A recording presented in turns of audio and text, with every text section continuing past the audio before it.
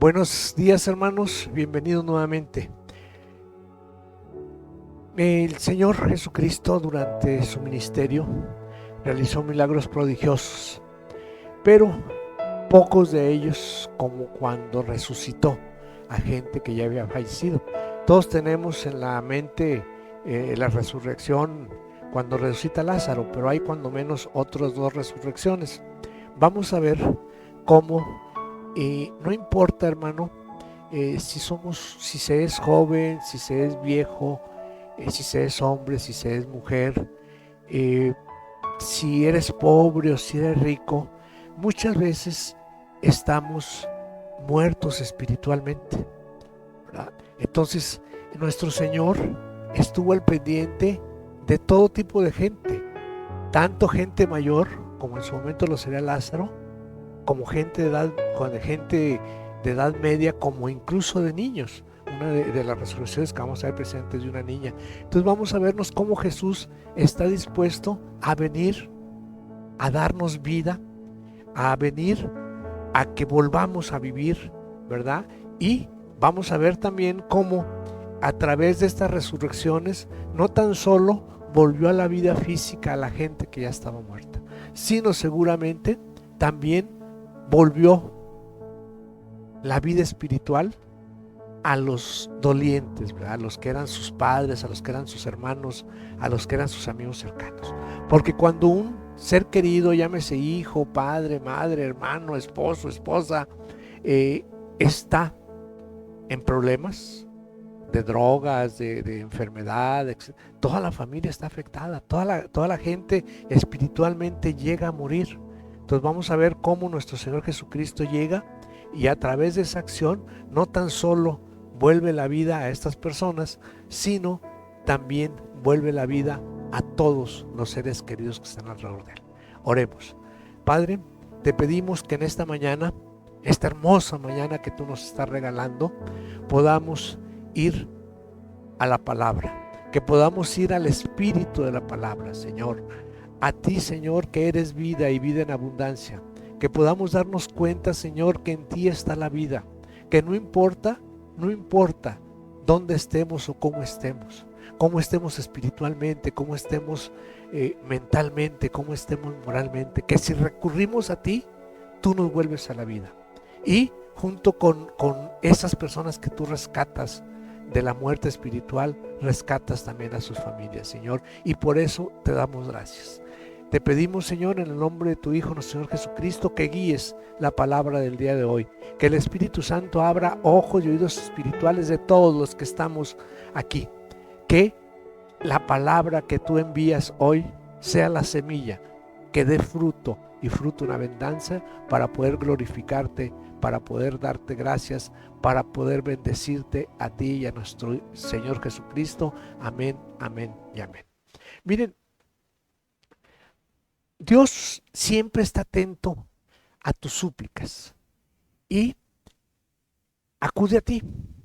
Incluso tú seguramente podrás dar testimonio que Dios acude o ha acudido a nuestras vidas, incluso cuando todavía no creemos en Él o antes de creer en Él o aunque no creamos en Él. Que muchas veces si analizamos los eventos de nuestra vida, eventos pasados, y vemos cómo se van hilando suceso tras suceso tras suceso para dar un resultado. Por decirte algo, si eres casado, ¿cómo conociste a tu esposa? Si tú logras ver toda la serie de eventos que se atravesaron para ella y toda la serie de eventos que se atravesaron para ti, vas a darte cuenta que es materialmente imposible que tú, aunque hubieras querido, hubieras podido conjuntarlo. Entonces muchas veces eso que llamamos suerte o casualidad, vas a darte cuenta y vas a comprender que hubo una atención especial y sobrenatural. De repente dices, bueno, ¿cómo me salvé de este accidente? O cómo un carro totalmente destrozado, pérdidas totales y llegas a salir sin un rasguño.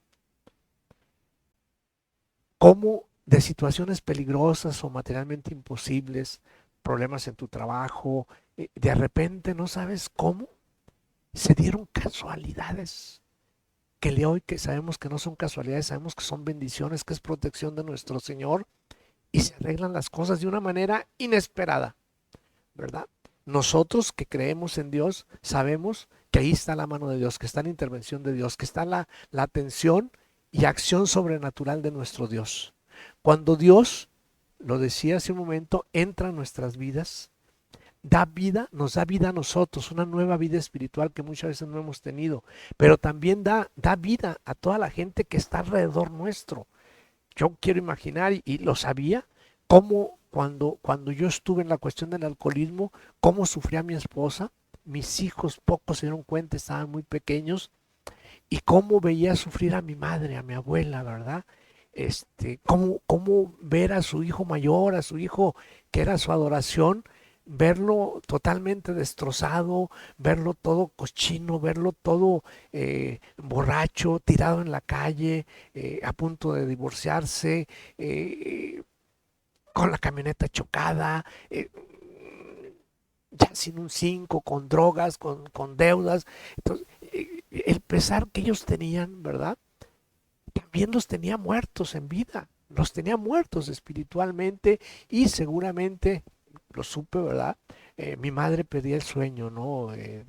Tenía insomnio al verme sufrir, pero ver cómo cuando Dios se atraviesa en mi camino y acomoda las cosas de una manera sobrenatural y llego yo, lo conozco y dejo de beber, ¿cómo eh, rescato, Dios me permite rescatar a mi familia y cómo mi madre y la familia de mi madre vuelve a vivir en paz y a estar tranquila? Entonces no tan solo me rescató a mí del alcoholismo, curó a toda la familia, a todo a su alrededor.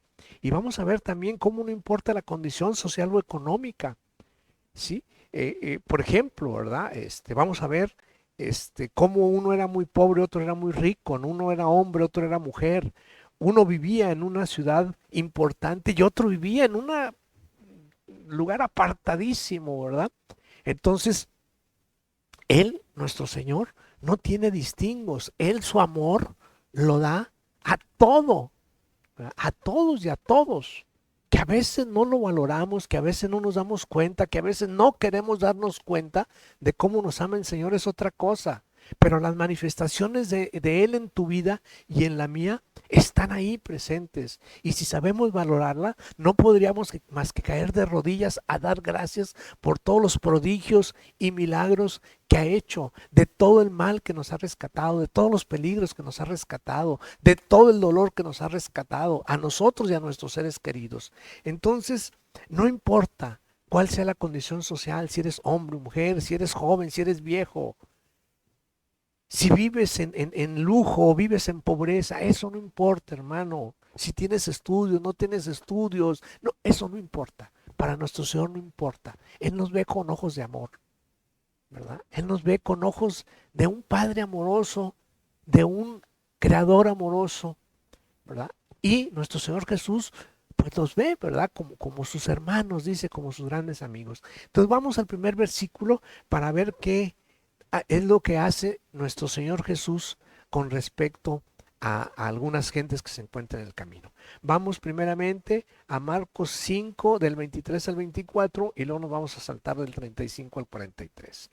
Dice la palabra de Dios en Marcos 5, 23. Dice, y vino uno de los principales de la sinagoga, llamado Jairo, y luego que le vio, se postró a sus pies y le rogaba mucho diciendo, mi hija está agonizando, ven y pon las manos sobre ella para que sea salva y vivirá. Se brinca hasta el 35 porque en este lugar, en este momento, cuando nuestro Señor Jesucristo va a atender a la hija de Jairo, se atraviesa la persona que toca el manto del vestido, la señora que tenía flujo, ¿verdad? Y él la sana. Por eso se interrumpe este relato y continúa más adelante. Entonces, mientras él está atendiendo a esta persona, dice, mientras él hablaba, estaba atendiendo a la señora que tenía el flujo que había sanado, mientras él aún hablaba, vinieron de la casa del principal de la sinagoga, diciendo, tu hija ha muerto, ¿para qué molestas más al maestro? Pero Jesús, luego que oyó lo que le decía, dijo al principal de la sinagoga, no temas, cree solamente. Y no permitió que le siguiese nadie sino Pedro, Jacobo y Juan, hermanos de Jacobo. Y vino a la casa del principal de la sinagoga, y vio el alboroto y a los que lloraban y lamentaban muchos. Y entrando les dijo: ¿por qué alborotáis y lloráis? La niña no está muerta, sino duerme. Y se burlaban de él. Mas él, echando fuera a todos, tomó al padre y a la madre de la niña, y a los que estaban con él, y entró donde estaba la niña. Y tomando la mano de la niña, le dijo: Talita Kumi, que traducida es: niña, a ti te digo, levántate. Y luego la niña se levantó y andaba, pues tenía 12 años, y se espantaron grandemente. Pero él les mandó mucho que nadie lo supiese, y luego les dijo que le diesen de comer. Este primera resurrección, como lo dice la escritura, la hace a un personaje importante de la comunidad donde estaban en Capernaum. Capernaum está aproximadamente, les digo, a 144 kilómetros de Jerusalén. O sea, no es una cantidad de kilómetros despreciable. 144 kilómetros de Jerusalén.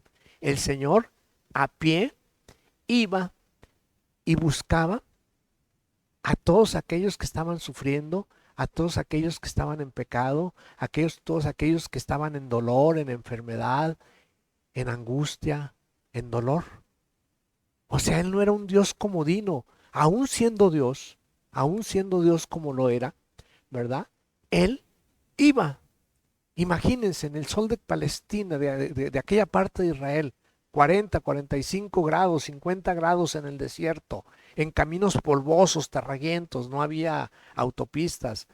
Caminar 144 kilómetros, no había oxos en medio, ni dónde beber agua, ni nada. No traían zapato especial, no eran con guaraches. Entonces el Señor demostraba su amor yendo a buscar. Como lo decía, muchas veces hemos recibido milagros, hermano, cuando todavía no creíamos en Dios. Muchas veces nos damos cuenta cómo Dios estuvo al pendiente desde mucho antes que creyéramos en Él. Mucho antes que nosotros lo declaráramos como nuestro Dios Salvador, nuestro Señor estuvo a cargo. Vino a nosotros y una y otra vez nos demostró que estaba ahí para amarnos, para cuidarnos, para protegernos, porque estábamos llamados a ir a Él. Los que han atendido el llamado, los que hemos atendido el llamado, el de hoy nos damos cuenta que Él nos buscó a donde fuimos, a donde estuviéramos haciendo lo que estuviéramos haciendo, dijéramos lo que dijéramos. Entonces el Señor nos buscó, ¿verdad? Y nos trajo a Él. Mucha gente dice: no, yo encontré al Señor. No, el Señor no estaba perdido, el Señor nos encontró a nosotros, ¿no? Entonces aquí va a la casa de Jairo, ¿verdad? Y le dicen: ¿sabes qué? No, ya no te apures, déjalo, ya está muerta. Pero pues para el Señor, ¿verdad? Él dice: yo soy la vida. Dice, no dice yo tengo vida, yo soy la vida. En Él está la vida, ¿verdad? Totalmente. Va, es una niña, habla el otro sermón sinóptico, que es una niña de 12 años. Mujer, niña, en una ciudad importante, de un personaje importante. Dice uno, bueno, va y la vuelve a la vida. Y uno puede decir, bueno, es una niña, ¿qué pecados pudo haber tenido? Pero es definitivo, hermanos, que no importa la edad. Hay muertos espirituales aún en los niños. Ahorita, hermanos, tenemos un grave problema con las drogas sintéticas, que hay niños desde los 10 años, 12 años atrapados en las drogas. Obvio, estos niños, ¿verdad? Todavía niños, están atrapados en esas drogas, ¿verdad? Destruyéndose, autodestruyéndose, con la zozobra y el dolor de los padres. Algunas de las gentes que nos han hablado para pedir oración, nos hablan en ese sentido: hijos en drogadicción, esposos en drogadicción, sobre todo hijos los muchachos, hombres y mujeres están siendo atrapados, ¿verdad? Y se vuelven hijos que no oyen a los padres, hijos rebeldes, hijos irrespetuosos, e incluso muchachos que a esa corta edad se quitan la vida.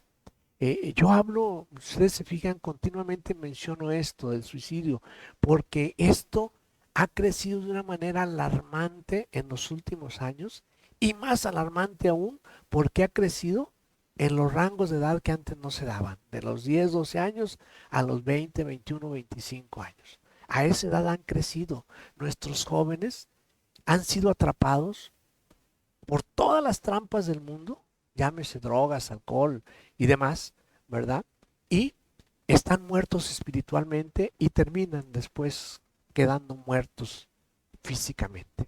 Entonces, estos niños que muchas veces están aún sin las drogas, niños rebeldes, ahorita es un gran problema, niños que no respetan a sus padres, ¿verdad? Niños irrespetuosos, que casi golpean a los padres, ¿verdad? No les pueden decir nada, no los pueden corregir, no pueden, olvídense, quítenle el celular o la tablet a un niño de 10, 9 años y casi los golpea. Hemos perdido autoridad, no hemos sabido que Dios, el Padre, disciplina al que ama y que tú, hermano, debes, por amor, disciplinar al que amas. Claro, vas a correr el riesgo de que te lleven a la autoridad por violencia infantil. Y un día me dijo una maestra, oiga, le dije, no, yo sí lo corrijo. Dijo, pues es un delito, le dije, que me llevan a la cárcel. Yo prefiero ir a enfrentar una cárcel, una multa, a que mi hijo se pierda. Yo estoy dispuesto a pagar el precio por corregirlo en lugar de que él lo pague por no corregirlo. Prefiero estar en la cárcel yo por corregirlo y no que él se eche a perder por no corregirlo. Yo estoy dispuesto a pagar el precio, ¿verdad? Entonces, esta niña que está muerta físicamente, llega y el Señor la levanta, la toma de la mano, la levanta ante el estupor de todo mundo, ¿verdad? Es cuando las gentes que perseguían al Señor se alarman más al ver el poder que tenía el Señor de incluso sobre la vida y sobre la muerte. Entonces, este poder, yo cuando veo a la gente que anda con colguijes de la muerte, y digo, híjole, estos le rezan y siguen a una perdedora, ¿verdad? Pues el Señor la derrotó.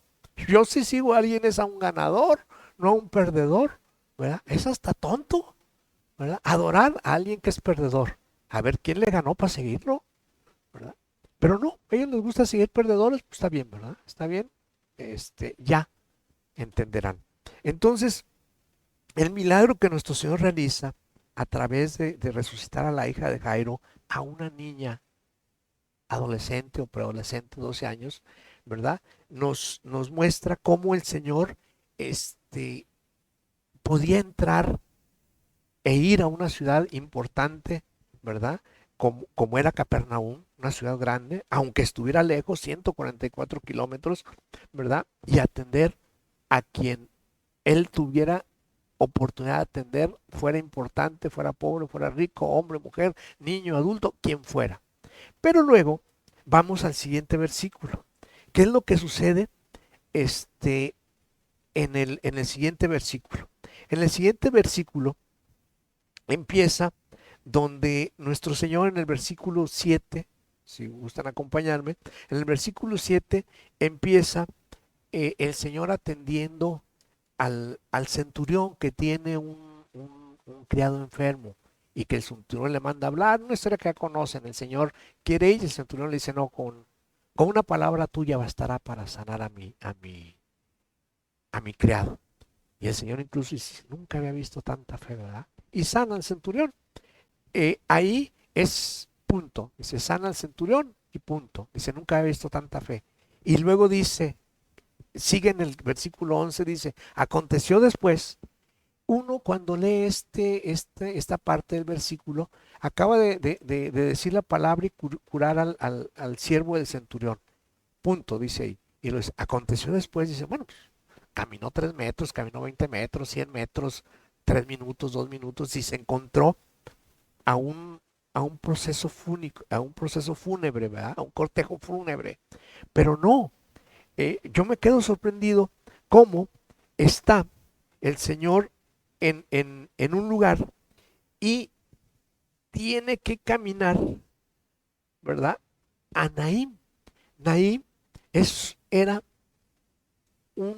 hagan de cuenta, lo que es aquí un ejido, una comunidad rural apartadísima de todos los caminos principales, aproximadamente 50 kilómetros del lugar donde estaba curando o sanando al criado del centurión, ¿verdad? El Señor camina 55 kilómetros al sitio más apartado, más pobre, más olvidado, ¿verdad? A hacer lo siguiente. Dice, aconteció después que él iba a la ciudad que se llamaba Naim, e iban con él muchos de sus discípulos y una gran multitud. Cuando llegó cerca de la puerta de la ciudad, he aquí que llevaban a enterrar a un difunto, hijo único de su madre, la cual era viuda, y había con ella mucha gente de la ciudad. Y cuando el Señor la vio, se compadeció de ella y le dijo, no llores. Y acercándose, tocó el féretro, y los que lo llevaban se detuvieron. Y le dijo al joven, a ti te digo, levántate. Entonces se incorporó el que había muerto y comenzó a hablar y lo dio a su madre. Y todos tuvieron miedo y glorificaban a Dios, diciendo, un gran profeta se ha levantado entre nosotros y Dios ha visitado a su pueblo. Y se extendió la fama de él por toda Judea y por toda la región de alrededor. Aquí el Señor, como les digo, dice, aconteció después de caminar 55 kilómetros, ¿verdad? O sea, no era sencillo el ministerio de nuestro Señor, era incansable nuestro Señor, ¿verdad? Y después de caminar esos 55 kilómetros y a curar a mucha gente, de apenas tener tiempo para comer, el retirarse a orar a solas, ¿verdad? En la noche se retiraba a orar, a estar en comunicación con el Padre, ¿verdad? A pedirle luz, orientación, a pedirle todo, a estar en contacto con Él de rodillas. Entonces, el Señor aquí camina, así como acá había caminado a Capernaum desde Jerusalén 144 kilómetros, aquí camina 50 kilómetros, pero peor aún, la ciudad de Nahum, de donde estaba él, era a nivel de tierra. Esto está en subida. Era una cuesta de 55 kilómetros, con sol, con tierra, con viento, eh, sin ninguna posada ahí por medio, llegar como llegamos nosotros ahorita, no al Oxxo a tomarnos un refresco, a comer unas papitas. No, allá no había Oxxos, ni había ahí máquinas expendedores de refrescos o de agua fresca o un cuate ahí vendiendo aguas frescas. No había tal.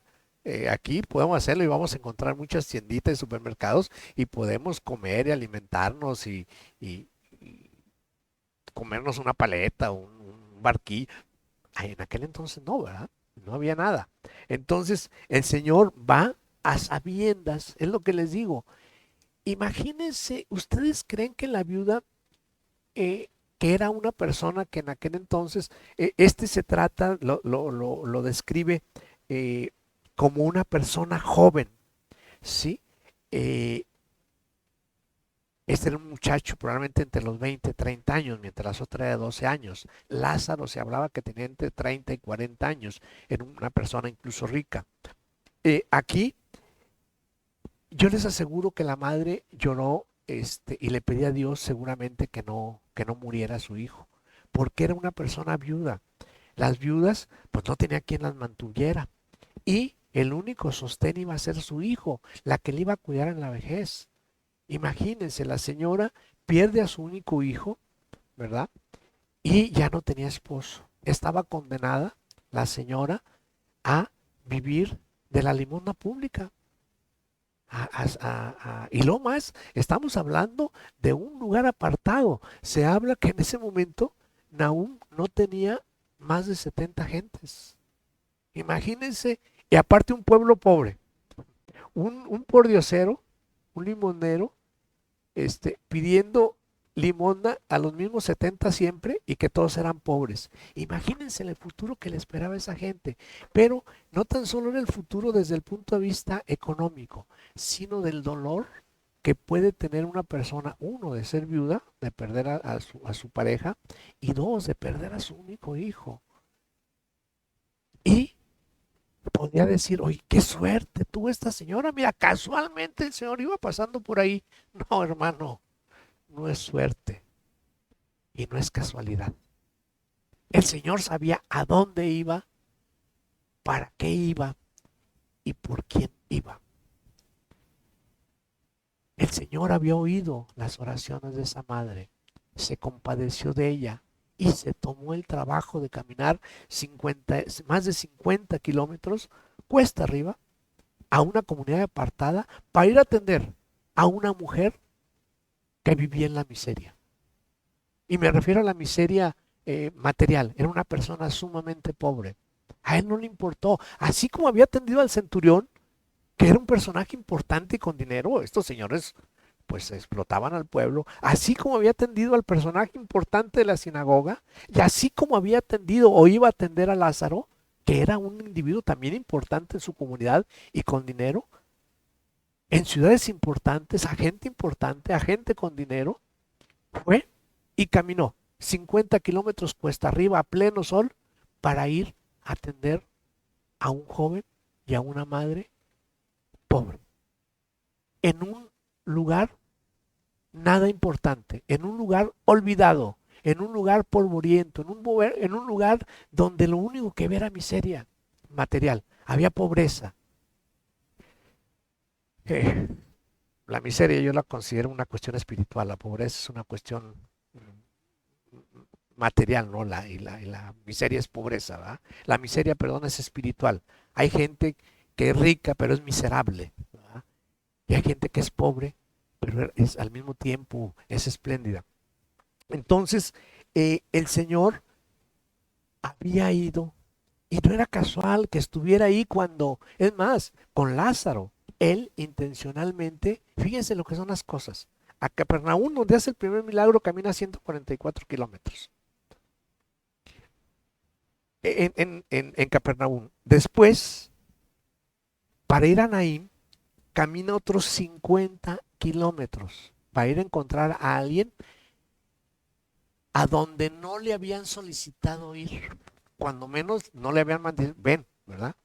Con Lázaro, hermanos, sí lo conocía, uno. Dos, lo quería a él y a su familia. Tres, estaba sumamente cerca del lugar donde Lázaro estaba. Para caminar 144 kilómetros, hermano, necesitas una jornada de 8 o 9 horas. Para caminar 50 kilómetros a pie, en el sol, en terracería, necesitas una jornada alrededor de 4 o 5 horas a buen paso, si no más. Con Lázaro estaba a unos cuantos minutos, 1 o 2 horas de camino, cuando mucho. Estaba muy cerca, enseguida le habían mandado a hablar, enseguida era su amigo, enseguida lo quería. Y el Señor decide no ir en ese momento. ¿Por qué decide no ir? Porque él quería que Lázaro no recibiera el milagro de una sanidad que él podía hacerla. Lázaro iba a recibir un milagro mayor, que era su resurrección. Entonces, muchas veces, hermano, cuando clamas por un milagro menor, en este caso Lázaro y sus hermanas por la sanidad de Lázaro, y el Señor no te responde, aparentemente, finalmente el silencio del Señor es una respuesta, prepárate, porque así como Lázaro no recibió el milagro de una sanidad, porque se le tenía preparado el milagro de la resurrección. Aquí, estas personas estaban sin esperanzas. Nunca Jairo esperó que el maestro anduviera por ahí, que nuestro Señor Jesucristo anduviera por ahí. Aparentemente, qué suerte de Jairo y qué casualidad que estaba el Señor ahí. No, no es suerte ni es casualidad. El Señor lo tenía previsto y preparado para que la gente creyera, para que la gente se diera cuenta que Él era el Hijo de Dios. Él era el enviado. Él era Dios. Él era el esperado, el Mesías esperado. Y a través de esos prodigios y milagros, Él esperaba y buscaba que la gente abriera sus ojos y sus oídos, ¿verdad? Pero como dice por ahí, decía este versículo, uy, un gran profeta. No, no es un profeta. No fue un profeta como muchas otras religiones lo quieren ver. No, nuestro Señor Jesucristo es Dios encarnado.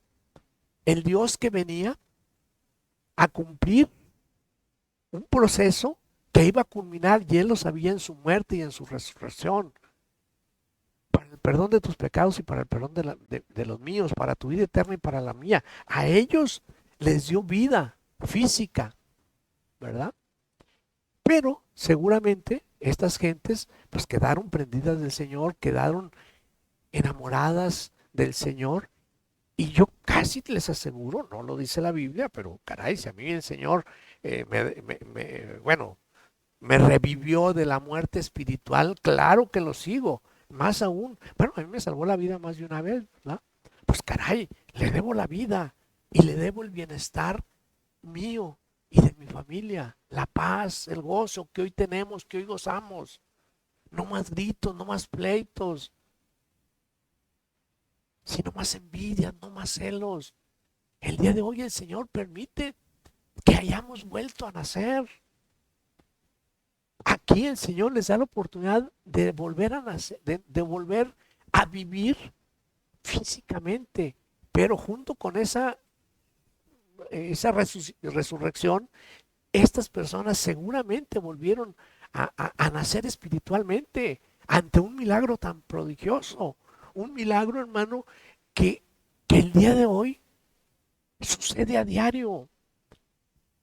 ¿Cuántas de nosotros podemos dar testimonio que estuvimos muertos en vida, muertos espiritualmente, muertos mentalmente, que ya no queríamos saber del mundo? No, no nos importaba si era día, si era noche, no nos importaba eh, comer o no comer, bañarnos o no bañarnos. ¿Cuántos de nosotros estuvimos ahí en esa cama revolcándonos sin poder dormir, diciendo qué estoy haciendo en este mundo? Señor, llévame, o ya no quiero, no, no, nada me satisface, nada me satisface. Tengo una familia y no me siento bien, tengo un trabajo y no me siento bien, o no lo tengo, y peor excusa tengo para no sentirme bien. Tengo esposo, no tengo esposa, tengo dinero, no tengo dinero. Hay quien tiene dinero y se siente mal, quien no lo tiene y se siente mal. Hay quien tiene esposa y se siente muerto espiritualmente, y quien no la tiene y se siente eh, también deshecho. Hay quien es un triunfador ante el mundo y termina suicidándose como los grandes ricos. Y hay quien está en pobreza y está muerto espiritualmente, que necesita, y su única posibilidad es la presencia de Dios en su vida. Es la única posibilidad que tiene. Platicaba ayer yo con otro pastor y me decía, me externaba su preocupación que yo comparto con él respecto precisamente a esos muchachos que están muertos en vida en las drogas, hombres y mujeres.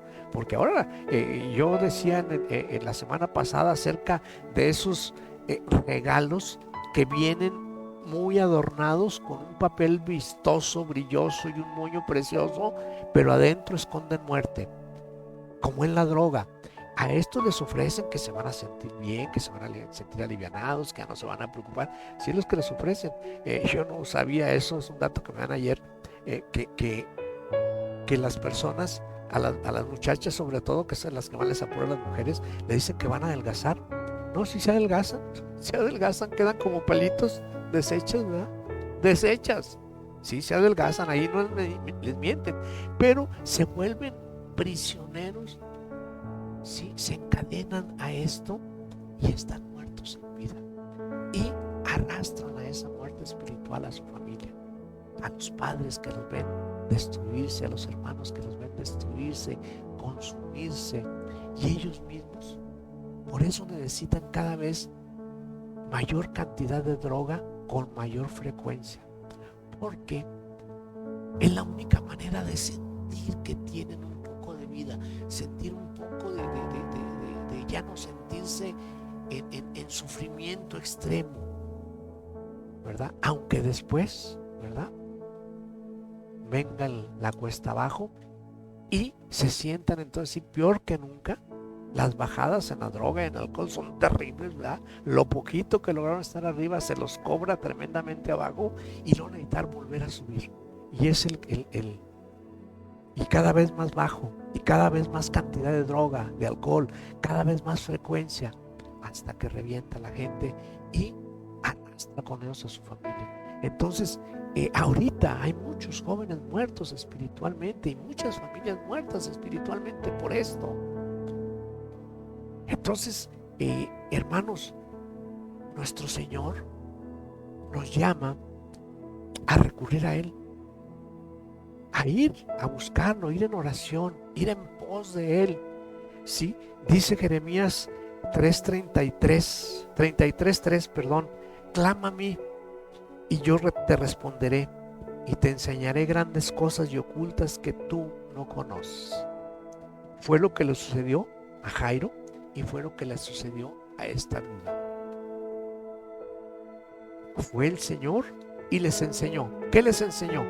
Yo soy la vida y te voy a enseñar grandes cosas que tú no conoces. Que hay un Dios todopoderoso, que hay un Dios dador de vida, que hay un Dios que se preocupa por ti y que así como a Jairo fue y lo buscó a 155 kilómetros y a otra señora fue y la buscó a 55 kilómetros, así, hermano, a ti y a mí, el Señor vino a nuestras vidas. Él mora allá en su lugar, aunque está presente, pues es omnipresente, pero Él mora en tu vida, hermano. Él está preocupado por ti, pero es cuestión de que abras tu corazón, de que le des oportunidad, de que lo tomes como tu Señor y tu Salvador, que le entregues tu vida y le digas: Señor, tú eres el soberano, tú mandas, yo obedezco. Dime, Señor, qué hago, dime por dónde voy, dime cómo hablo, dime cómo pienso, dime cómo me comporto, dime qué hago. Tú eres el soberano, yo soy el siervo, tú eres el amo, tú eres el Señor, yo soy el sirviente, tú eres el dueño, tú eres Dios, tú eres mi creador. Postrarnos y humillarnos ante Él para poder ser parte de su reino. Ese reino que desde un principio Él vino prometiendo, desde que llegue y Juan lo anuncia: arrepentíos, el reino de Dios se ha acercado. Ese reino que el Señor vino a proclamar, ese reino al que tú estás invitado, ese reino en el que tú puedes acercarte a nuestro Señor, a nuestro Padre amoroso, a nuestro Señor Jesucristo, que el Espíritu Santo more en ti, que haga morada en ti, que el Señor more en ti.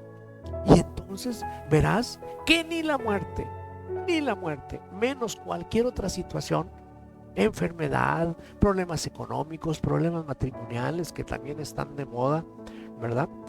Celos, envidia, angustia, coraje, todo, hermano, si el Señor puede volverte a la vida espiritual, todo lo demás, hermano, olvídate de qué vas a comer, de qué vas a beber, de qué vas a vestir. Dice el Señor en lo que se conoce como el sermón de la montaña. Dice: busca primeramente el reino de los cielos y todas esas cosas te serán añadidas. Nosotros queremos las añadiduras y no queremos buscar a Dios. Busca el reino de Dios y su justicia y todo te será añadido. No, ¿verdad? Yo quiero primero las añadiduras y después el reino de Dios, a ver si lo busco. No, así no funciona esto, hermano. Ve al banco y dile: oiga, necesito sacar 5,000 pesos de una cuenta de ahorros que voy a abrir el mes que entra. Fíjate, sí, deme 5,000 pesos, es que dentro de un mes o 2 meses a lo mejor, o el año que entra vengo y abro una cuenta de ahorros y ahí los deposito. No, tiene cuenta de ahorros, le doy. Tiene crédito, le presto, ¿ah? Pero si no tienes, pues no funciona. Y nosotros queremos así a Dios. ¿Sabes qué, Señor? Viene tus añadiduras y luego, cuando tenga tiempo y cuando me acuerde y cuando no tenga otra cosa que hacer, voy a ir a buscar tu reino. No, hermano, así no funciona. Es busca el reino de Dios y su justicia, y todas las cosas serán añadiduras, incluyendo esta vida espiritual, hermano. El Señor dijo: yo soy el camino, la verdad y la vida. Si tú quieres encontrar una vida plena para ti, para tu familia, para tus seres queridos, busca al Señor con todo tu corazón. Piensa en Él, medita en su palabra. Pon atención a lo que Él dice, a lo que Él quiere, a lo que Él nos dicta, ¿verdad? Para que puedas vivir en ese reino y tener una verdadera vida, una vida en plenitud, hermano. O sea, no basta no estar muerto físicamente. Muchas veces es terrible, y te lo digo por experiencia propia, es terrible estar vivo, estar sano, estar joven. Estoy hablando de tener 28 años, estar sano y estar quemando por dentro, vacío por dentro, sufriendo por dentro, desgarrándote por dentro, queriendo estar muerto. Muchas veces, por eso la gente se suicida. Ya no puede sufrir más y prefiere quitarse la vida. Pero hermano, yo no quiero sufrir más. Sí tengo la alternativa, la muerte, el suicidio, o tengo la alternativa de buscar la vida, que es nuestro Señor Jesucristo. Y aún estando muerto, Él me va a dar la vida. Muerto en mis pecados, muerto en mis faltas, muerto espiritualmente. O incluso, como en estos casos, gente que muere físicamente y recobra la vida. Hermano, el Señor está ahí. El Señor está ahí. Busca primeramente el reino de Dios. Busca a nuestro Señor Jesucristo, y todo, hermano, todo te será añadido. Oremos. Padre, te damos gracias porque nos permites saber que tú eres el amo y soberano por sobre todas las cosas. Que no tan solo eres el creador de todo lo conocido y no conocido, sino eres el creador de la vida, de mi vida, de nuestras vidas y de nuestros seres queridos. Que en tus manos está, y en buenas manos está, todo lo que tú tienes preparado para nosotros. Que nosotros debemos acercarnos a ti, Señor, porque nosotros somos los que te necesitamos. Yo sin ti, Señor, no soy nadie. Tú sin mí sigues siendo Dios. Ayúdame a entenderlo, Señor, que yo soy el que necesito de ti, y que pueda ir en pos de ti, Señor, para que me des esa vida abundante que me prometiste, para que me enseñes esas grandes cosas y ocultas que el día de hoy no conozco, muchas de ellas, y que podamos, Señor, vivir en comunión contigo. Te lo pedimos, Señor, en el nombre de tu Hijo, nuestro Señor Jesucristo. Amén, amén y amén. Hermanos, muchas gracias por acompañarnos. Les pedimos, síganos en nuestras páginas, en YouTube, en Facebook. Compártanlo de ser posible. Ahí en esas páginas está nuestro teléfono. Mucha gente se comunica pidiendo oración, pidiendo consejería bíblica. Con gusto los atendemos. Nos han hablado, gloria a Dios, de toda la República, lo mismo de Yucatán que de Tijuana, ¿verdad? Y pasando por Monterrey, pasando por Coahuila, pasando por Durango, pasando por Nayarit, por Jalisco, por Michoacán, por Tabasco. Gracias a Dios, de todas partes, ¿verdad? Nos han hablado y con gusto los hemos atendido, ¿verdad? Y con gusto los seguiremos atendiendo, y con gusto seguiremos orando por ustedes. Que Dios los bendiga. Bendecida semana.